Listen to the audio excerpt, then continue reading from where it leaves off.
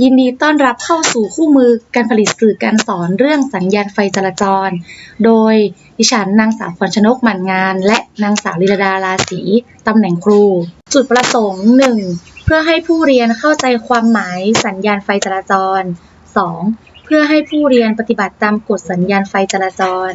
3. เพื่อให้ผู้เรียนปฏิบัติตามกฎจราจรได้อย่างตั้งใจภาพสำเร็จของสื่อวัสดุและอุปกรณ์ที่ใช้ผลิตสื่อกล่องขนมที่หมดแล้วมีคัตเตอร์เทปกาว2 หน้ากระดาษสีต่างๆไฟฉายกรรไกรกาวและไม้บรรทัดวิธีการผลิตสื่อ 1. นำกล่องขนมทรงสี่เหลี่ยมผืนผ้ามาเจาะเป็นช่องวงกลม3 ช่อง 2. นำกระดาษแข็งตัดเป็นเส้นตรง3 เส้น3 สีเพื่อนำมาทำเป็นฐานช่องไฟวงกลม 3. นำกระดาษแข็ง3 สีมาม้วนทำเป็นฐานวงกลมตามช่องที่ตัดแล้วห่อกล่องขนมด้วยกระดาษสีดำ 4. จากนั้นนำกระดาษสีใสสีแดงสีเหลืองสีเขียวมาห่อตามช่องวงกลม 5. นำกล่องเล็กๆอีกใบมาห่อด้วยกระดาษสีดำเพื่อทำเป็นฐานตั้งเจาะรูตรงกลางและใช้กระดาษแข็งม้วนเป็นแกนกลางแล้วเสียบลงไป 6. เสียบตัวกล่องไฟสีที่เราทำแล้วลงไปกับฐานที่ตั้ง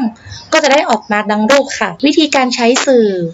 นำสื่อที่ผลิตเสร็จแล้วมาใช้ในการเรียนการสอนจริงโดยให้นักเรียนเข้าใจความหมายของสัญญาณไฟจราจรก่อนจากนั้นให้นักเรียนปฏิบัติตามกฎสัญญาณไฟจราจรตามฐานกิจกรรมที่เราทำไว้อำนวยการผลิตโดยนางสุรัญจิต วรรณนวลผู้อำนวยการศูนย์การศึกษาพิเศษประจำจังหวัดลำปาง